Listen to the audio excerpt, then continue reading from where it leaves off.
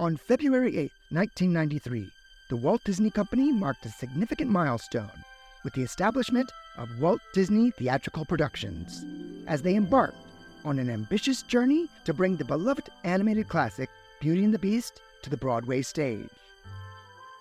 To the casual observer, it might seem as though Disney simply decided one day to casually venture into commercial theater. Yet behind this decision lay years of deliberation and a few determined executives. For over a decade, they wrestled with the idea of entering the world of legitimate theater, envisioning a fully realized theatrical spectacle that could stand shoulder to shoulder with Broadway's most beloved productions.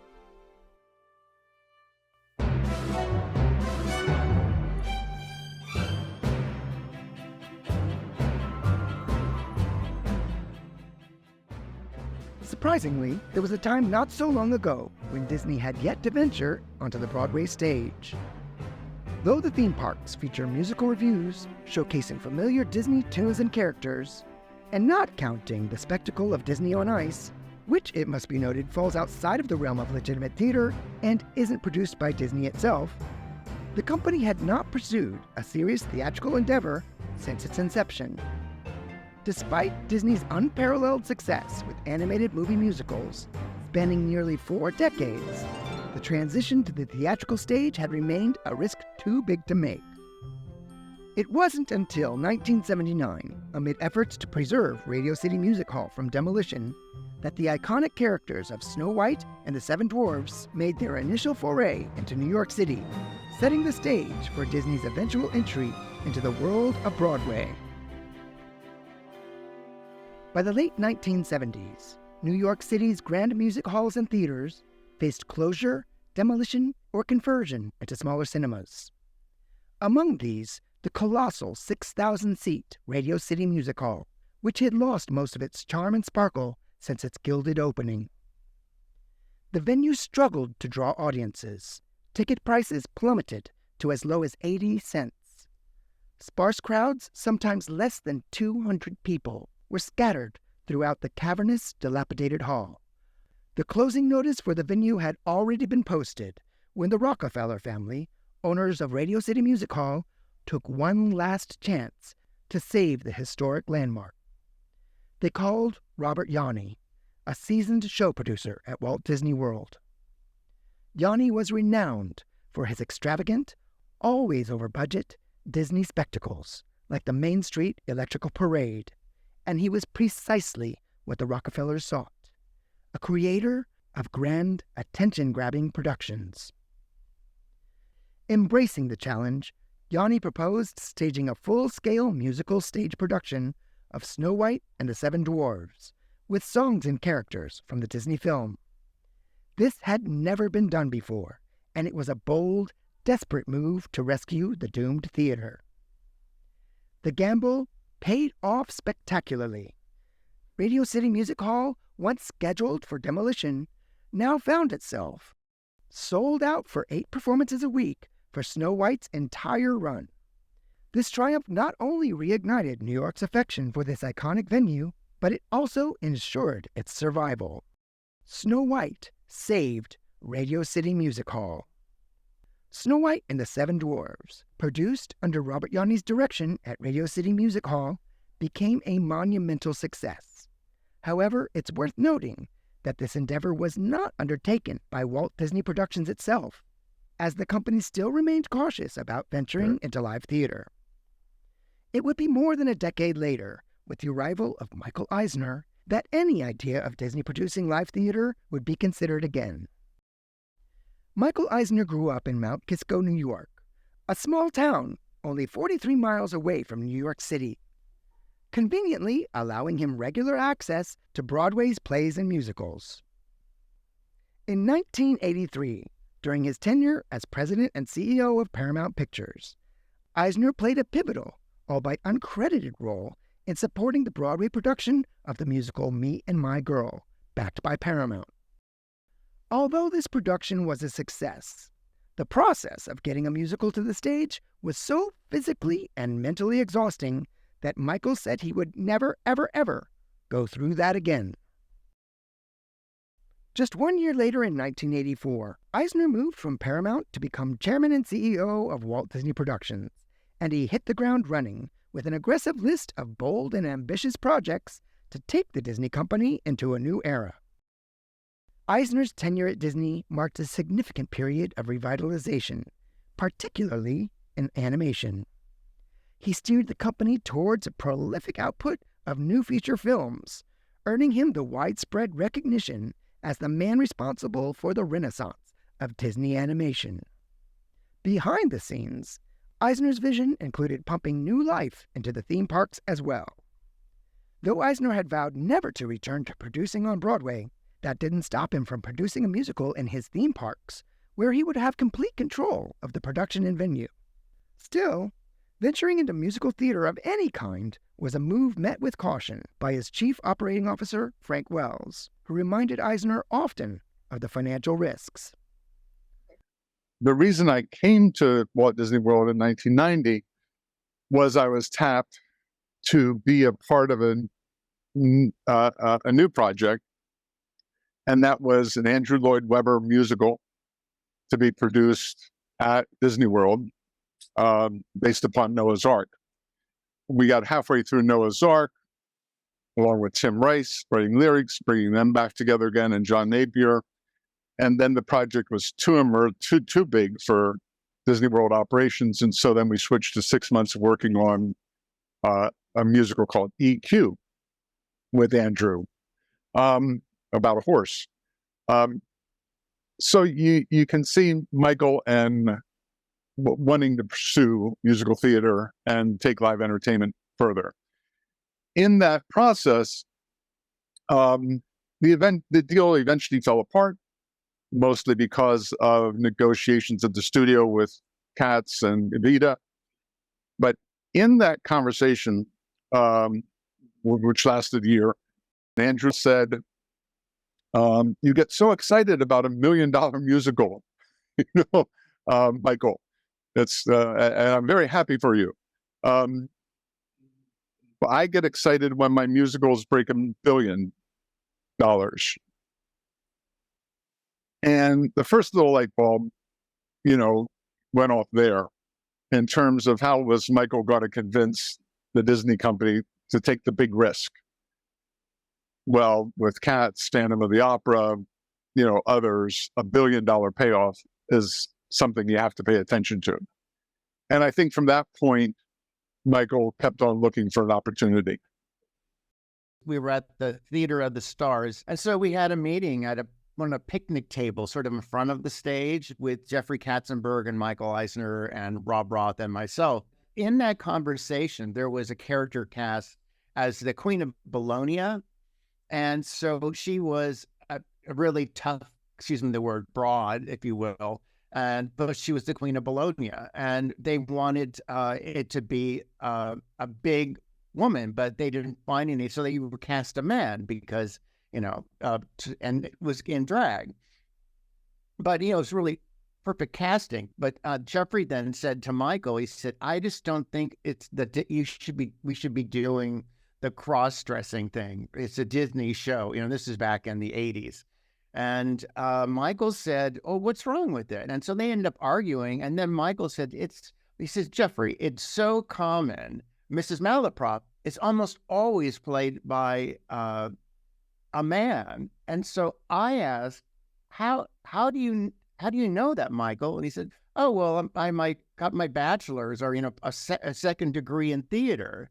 And so that's when we learned that he actually knew a lot about theater because he minored in it. So it was pretty wild that he actually knew, and he explained it to Jeffrey, and they argued for a while, but ultimately Michael gave in, and then we had to find a large woman to fill the role. Michael Eisner assembled a formidable creative team, including Andrew Lloyd Webber, Tim Rice, and John Napier, renowned for their collective achievements in blockbuster musicals such as Cats, Evita, Jesus Christ Superstar, and Phantom of the Opera. With this powerhouse trio, Eisner envisioned a monumental theatrical event, a biblical-themed musical staged in the middle of a lake based on the story of Noah's Ark. This ambitious production was aiming to be Walt Disney Productions' most elaborate spectacle yet. However, the operational resources needed for a spectacle of this monumental scale held significant and fatal financial and logistical challenges. After the Andrew Lloyd Webber thing died, Frank asked me, stay at Disney World. Everybody's happy that it died, because it was too big, but we'll remember you. We'll come back to you. Despite Eisner's efforts throughout 1990 to launch a large-scale musical project, each new project encountered insurmountable technical and financial obstacles and faded into obscurity.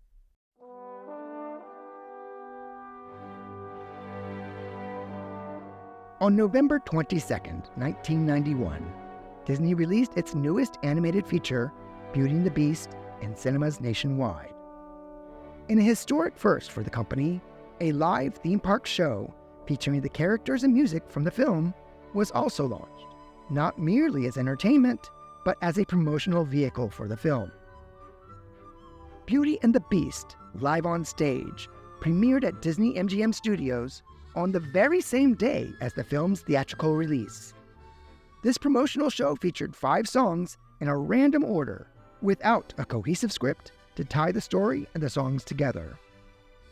The showcase also opened directly into the Act 1 finale, Be Our Guest, and a dancing clock, candlestick, and teapot bounced onto the stage with a chorus of dancing plates and silverware. The audience still hadn't seen the movie to understand what was going on, and you would think that would have been confusing. But surprisingly, this was not an issue, according to the very first on-stage bell. They went crazy. I mean, they went berserk. They didn't know what to expect other than, they were obviously Disney lovers and they knew spectacle and they knew characters. But this was like the first time that it was like a whole bunch of enchanted objects. It wasn't just Mickey Mouse, wasn't just Donald Duck. It was a lot. But yeah, they went crazy. They were just so excited because the majority of the people who come to Disney love Disney. So they already have expectations that they're going to enjoy something. I think they bought in on the newness that the excitement we had to share something, present something new. I think the audience was just as excited and took ownership of, I'm in the first audience, or I'm in the first day, the opening day. So they went berserk. They bought into the love story, all of it. Because Bella and the Beast have to go through their tough time where they're fighting, and then it comes into, then it's the princess and a prince kind of magic at the end with the big waltz, with the big pink dresses and the candelabras and then Be Our Guest, the big spoons. Everything was almost as if they were at the film, but they were there personally. So they went berserk. They just loved it. From the very first performance, Beauty and the Beast live on stage captivated audiences, playing to capacity crowds at every performance. While this initial adaptation lacked all of the elements of a traditional theatrical musical, its resounding success proved that there was an audience hungry for more family-oriented theater. For the rest of the year, Beauty and the Beast seemed to be absolutely everywhere. Well, it was kind of the year of Beauty and the Beast. Back then, Disney only used to release one animated feature at a time each year. And for the rest of that year, basically, we celebrated that particular story and characters and music in almost everything. Ceremonies, Christmases, special events, all kinds of things. We'd find a way to dovetail it in so it was always there, because we knew that they were heading toward the home video version eventually. So we wanted to keep it fresh. We wanted to keep it a consistent story in front of the audience. Another pivotal moment came just 1 month after Beauty and the Beast hit theaters. On December 29, 1991, renowned New York Times theater critic Frank Rich, in his annual Broadway recap, lamented that the most exceptional musical score of the year was not found on a Broadway stage, but in an animated film. Rich dubbed Beauty and the Beast as the hit that got away. 2 days later, on January 1st, 1992, Michael Eisner made a phone call. Michael first called Ron Logan to create the musical Beauty and the Beast January 1st after the Frank Rich review came out. Frank Rich of the New York Times said, and the best musical score for the year, unfortunately, is not on the stage, but in the movie theaters. And so he called Ron the next day and said, if Frank Rich believes it, then it shall be show, and let's go to Broadway. At one point in hindsight, we found out that the Disney Strategic Planning and Finance group killed the idea 7 times to take a show to Broadway because it's a lousy business, right? I mean, 4 out of 5 shows fail. But Michael thought with Frank Rich on his side, it would work. Confident in his conviction that he had a surefire winner this time, Eisner sought the support of Disney COO Frank Wells, knowing Wells' influence was crucial in persuading the Disney board to embrace this audacious, high-risk venture. 3 proposals were made, one from Disney World, one from Disneyland, and one from an outside producer to Ron Logan. And Ron picked one of those proposals that was done by the team at Disney World and presented it to Michael. It was expansive. It was big. It was more themed entertainment aesthetic, than Broadway aesthetic. And Michael, halfway through the presentation, said, "Never mind, I'm sorry, bad idea," and killed it. Frank Wells sighed with relief, and the idea of Broadway and Beauty and the Beast died at that moment. Interestingly, if that pitch would happen today, it was immersive, it was expansive, it was 360, it was cinema projection media. It was everything that Broadway is now. That's what the pitch was. But in 1993, a little bit ahead of its time, or 1992, ahead of its time. Despite initial setbacks, the concept remained alive and ready to be revisited when the perfect opportunity presented itself. And it wasn't long before that opportunity unexpectedly arrived at a prestigious awards ceremony in New York City. One of the last remaining members of the senior management from Walt Disney days was the PR guy, famous for being Walt Disney's public relations. And he was still there and still serving Michael and Frank. And it had been a number of years. The animation, rebirth had happened.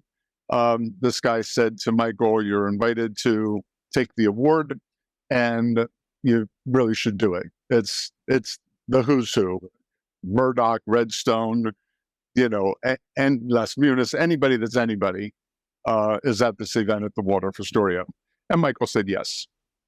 When I was invited to a creative brainstorming about the show in New York, we were told that Michael Eisner is being honored by the International Television and Radio Association, basically his industry peers, for Walt Disney Productions and the accomplishments since his takeover to that point. Because you remember, Little Mermaid and Beauty and the Beast were the first 2 out of the box under his leadership, and Jeffrey and Frank Wells.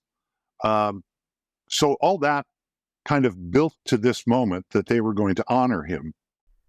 Michael Eisner was to receive the esteemed IRTS Award from the International Radio and Television Society. Little did Eisner or his press agent realize at the time that this honor came with a substantial and unexpected caveat. Ron Logan, first said, "Let's do the big Disney thing." We did a treatment, and within the week, Ron called back and said, "Change in plans." Michael is frustrated that this event is to promote Michael Eisner, and he has to buy 10 tables at, who knows, $15,000 a piece or whatever. And he has to provide the entertainment, which was with travel and the number of casts we were talking about was going into the like $250,000 range. And he said, I'm not going to spend $500,000 of the corporation's money to pat me on the back in front of all my investors and Wall Street. It's just not going to happen. And they said, it's too late to decline, we're going forward. And Michael said, okay, but don't spend a dime.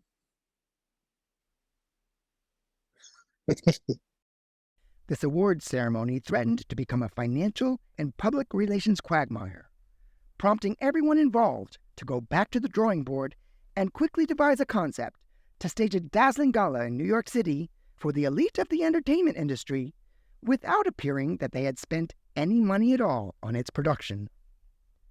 Yet amid all of this turmoil, an unforeseen silver lining emerged, sparking renewed consideration for Beauty and the Beast's journey to Broadway. So the brainstorming I was invited to was to originally discuss what type of show can we produce and present at the Waldorf Astoria Ballroom in New York, again, a very prestigious location, for a black tie, formal New York creme de la creme of the television industry and film industry. So within that meeting, the ideas went from everything as simple as one group of people were advocating to take a show from the park, just kind of pick up bits and pieces of the park show. Others were talking about doing what we call a Disney medley, which is Kids of the Kingdom and Mickey and the Characters, the top 5, up. And for some reason, I think this was one of those times where Don and I across the table in a meeting just kind of clicked. And we both looked at each other like, no. I had worked in New York theater for 10 years prior to coming to Disney. So I was kind of familiar with having done events and things up there, that when you do it in Manhattan, you really need to bring it out. You don't do it halfway. You don't do it at attraction level. You do it seriously, quality. So within the context of that, we pitched this idea of a live concert, reuniting the original voices, bringing an orchestra in behind them, and using, at that point, large-scale, what was called Pawnee projections, to illustrate the animation process and how it dovetailed with the music itself and the stories of the characters. And by the end of that, the project was ours. Chase and I became friends because we both did parades, but we sat down and said, okay, we have to celebrate Michael Eisner, not spend a dime, and don't embarrass the company. I think Chase had the first stroke because he said, well, it's elegant. A single rose on the table. Cheap, elegant, okay. We start with that. Of course, there's a pin spot up there shining on the rose, but nobody really counts pin spots, right? We'll do the animation, because we're going to celebrate animation, so we'll show Beauty and the Beast. And that doesn't look like a lot of money because it looks like a film studio. Pawnee projectors at that time cost a lot of money, but again, nobody sees that. So we have that. Third part, we can't bring cast, like, the 30 dancers we expected. Chase said, give me 4 great singers, and what do we do with them? Then the final stroke was, let's use the voices from the film. Because who doesn't want to sing for Michael? and they don't look like a lot of money because obviously they're there to honor Michael. And who won't want to sing for the who's who of the entertainment industry? Paige O'Hara heard that we were battling with this idea, and Paige called me and said, I understand you're doing a celebration for Michael Eisner to celebrate animation. If you need me, I'm there. I said, what about Richard White, Angelina Lansbury? She said, I'll call them all. And Angela, Richard was busy, but alas, Jerry Orbach said yes. The word got out. Lea Salonga called, said, I wasn't in Beauty and the Beast, but can I come too? Because she said, I owe so much to Michael. We had a star cast. We had the connecting thread with 4 beautiful, beautiful, beautiful singers and character actors, who could play the parts. And we needed a big finish. A high school friend was an Arthur Murray dancer, and she introduced me to the American Ballroom Dance Theater of New York. I called up, said, IRTS is a nonprofit association, but it's at the Waldorf Astoria. You'll get great food. Do you have any gowns, and can you do a waltz? And they said, how many dancers do you want? We made a nice contribution to their company. And the 8 ballroom dancers from Ballroom Dancers of New York came to visit us. And then real quick, I think on the fly, Chase incorporated them at the end of Be Our Guest to just build that number up a little bit. So we were able to acquire Paige O'Hara as Belle, and Jerry Orbach, New York-based, he was doing Law and Order at the time, to come in and recreate Lumiere. But for the other characters, Cogsworth and Mrs. Potts and things, we brought a small ensemble that included Andrea and others to New York to be sort of the glue that held the show together. They did the narrative parts in between. They introduced Jerry and Paige. They sort of framed them, and they were the backup voices to give it body and fullness. And at the same time, one or the other of them were narrating what was going on the screens as we watched the Beast go from the original Blue Line drawings of just this hideous creature through 3 different versions up till the Beast we know, and then finally going to color. And the same with Belle. And we set that to the music of There's Something There That Wasn't There Before. So we included their characters, their story, the animation, and the music all together in that number. And that's what we try to do with each number. The Magic in the Music Awards Dinner, with the original voices from Disney's classic films performing live on stage in elegant tuxedos and gowns. Andrea Kenny and other members of Beauty and the Beast Live contributed harmonies and assumed character roles, and were accompanied on stage by a full orchestra. Behind them, a screen illuminated the creative process of creating a Disney classic animated film. And in the front row, Michael Eisner. So we're in the booth, which is the balcony of the Waldorf Astoria, the first mezzanine. It's like this little jewel box of an opera house. And Michael's sitting at table 1. Next to Michael is sitting the Bass family. The Bass family was instrumental in the transition from Disney to Michael. Mercedes Bass was sitting next to Michael. The whole way through the show, she was shaking his arm. The whole way through the show, applause, laughter. When Jerry Orbach walked out to Be Our Guest, an applause to begin with. Lea Salonga the same. And certainly these were Broadway stars performing these songs in front of what arguably is the toughest crowd in the audience. The revamped event was not only a massive success, but it also withstood the intense scrutiny of New York's entertainment elite. As Michael Eisner watched the show, he was literally being shaken, as if Mercedes Bass was urging him to seize the moment and take action. it appeared that the long-awaited opportunity Michael Eisner had been waiting for had finally arrived. Well, yeah, I know exactly how Beauty and the Beast landed on Broadway. That was because of one gig that we did at the Waldorf Astoria, where Michael Eisner was being awarded this gold medal.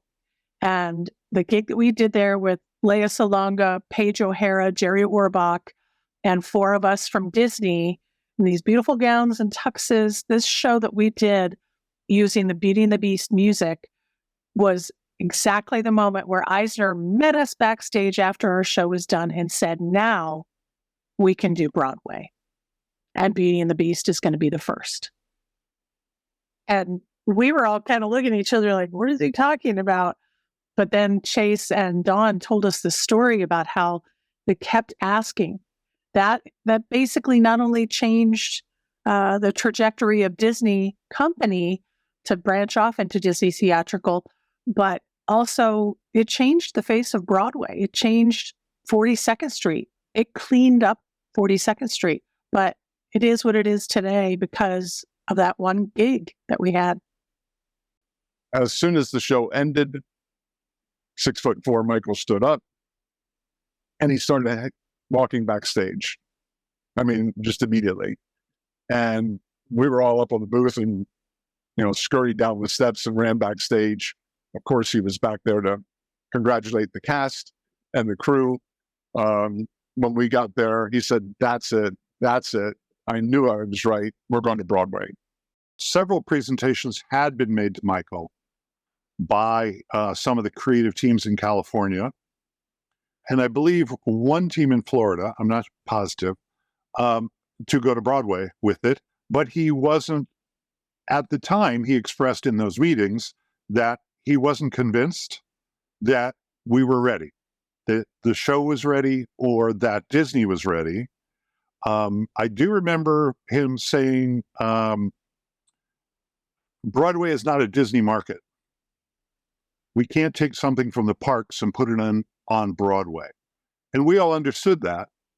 But what we were asking for was an opportunity to create an all-new Broadway level experience.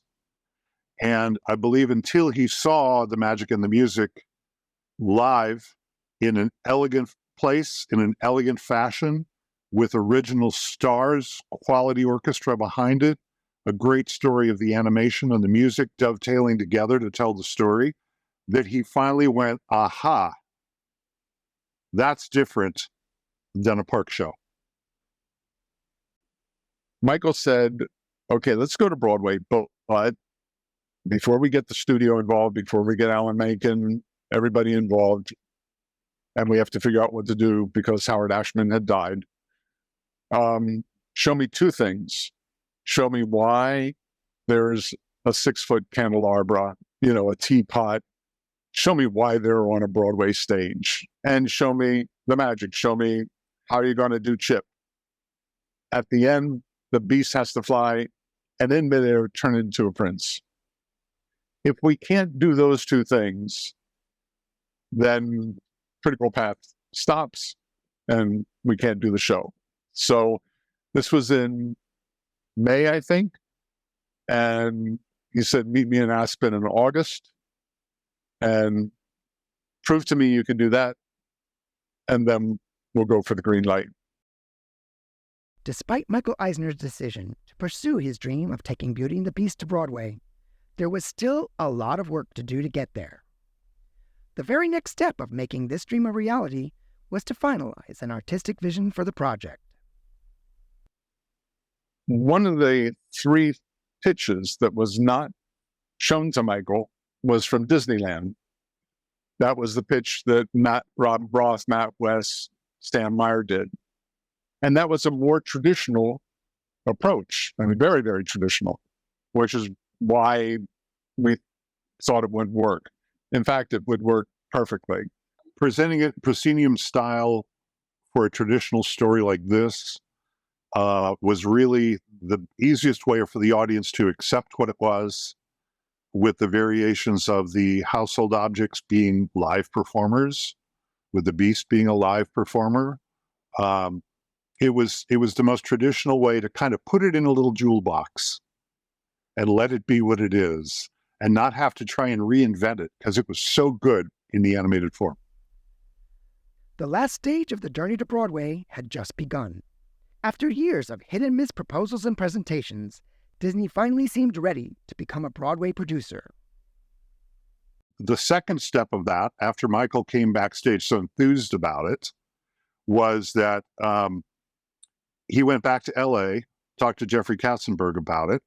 There was upcoming, and again, in just a few weeks, an annual industrial convention show in Vegas called the VSDA show, the Video Software Dealers Association, where they were going to debut the Beauty and the Beast home video for the very first time.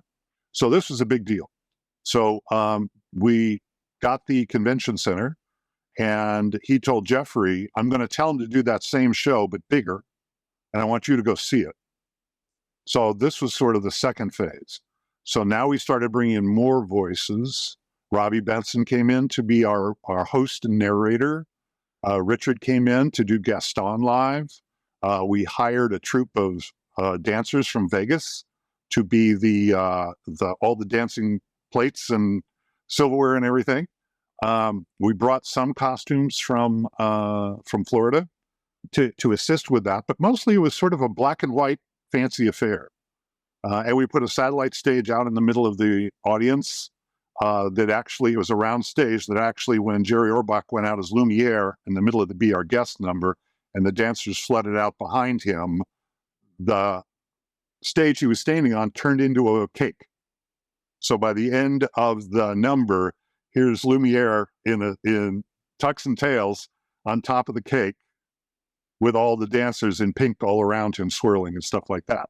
So it was a bigger impression than the New York show had been, and even better. I know Jeffrey left Vegas that night and flew to Aspen. Michael used to do an annual creative charrette in Aspen, and Jeffrey flew there.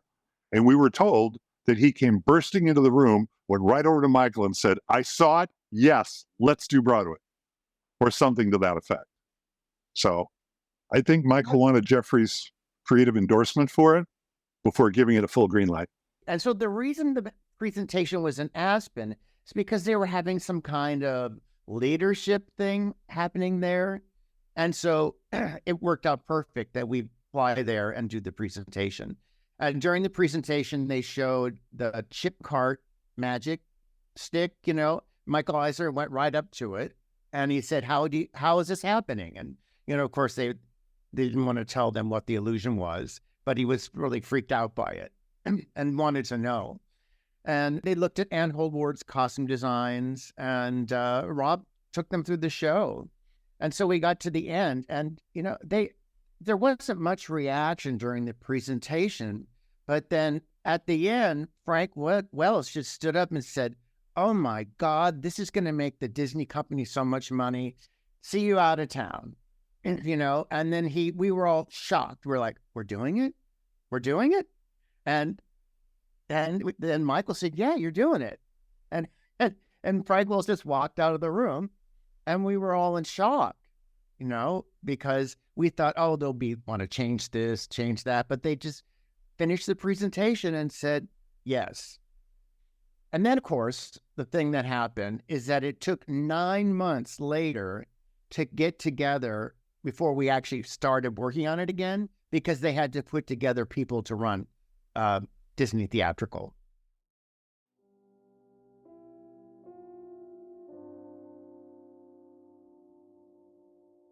The park show at Disney at the time, called MGM Studios, was really the birth of Beauty and the Beast in a live form on stage. This event we did in New York propelled it on its way to Broadway. And Broadway was a huge landmark success in shifting the mindset of the Broadway community to realizing there is a family audience for this level of art. In turn, that perpetuated the theme park show to go into a bigger theater, to draw a greater audience. They doubled everything and did 10 shows a day, I think at one point, or 8 shows a day at one point. 7 days a week, they were cranking them out because everybody wanted to see the show. And so because of that appeal to the audience and the proof of the expansion of the story, the appeal and the endurance of Beauty and the Beast live, the park show's still there. It's still going and still full every day. Now, I'll project a little bit further. The production process, is all the world of creation, Houston, the governor bringing her children 3 times, all that good stuff. But I think what may be known, but maybe we can remind people, is this. If the Waldorf Astoria event didn't happen, Michael would not have said go to Broadway. If Michael didn't say go to Broadway, we would not have done Beauty and the Beast. If we didn't do Beauty and the Beast, we would have never done Lion King. If we didn't do Lion King, we would have bought the New Amsterdam. If we didn't buy the New Amsterdam, we would have convinced Rudy Giuliani to clean up 42nd Street and all the other theaters. If 42nd Street didn't clean up, Times Square would not be what Times Square is today. Ripple effect. Ironically, there was once skepticism about whether the Disney company could thrive, or even survive, on Broadway. Yet Disney Live Theater has flourished spectacularly and has changed the DNA of New York theater. Disney Theatrical Productions not only spearheaded the preservation and restoration of iconic venues such as Radio City Music Hall and the New Amsterdam Theater, but also was the catalyst for the revitalization of Times Square and the New York Theater District as a whole. Today, Disney Theatrical Productions stands as one of the world's foremost theatrical entities, generating billions of dollars in revenue. Walt Disney himself famously noted, I only hope that we never lose sight of one thing, that it was all started by a mouse. However, many years later, it would take a beast to take him to Broadway.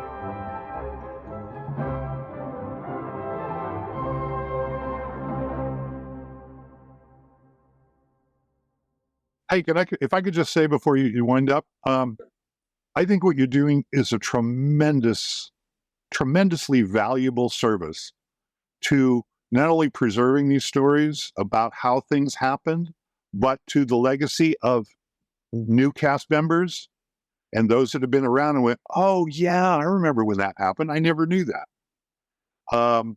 These mini docs that you're doing about the statue, about the realtor door, and about those things that give background and substance to everything is a tremendous part of the Disney legacy that sort of has been glossed over in the last couple of years. It's all superheroes and, live action versions of the animated classics and things. And this brings the reality of people like us who work here made these things happen.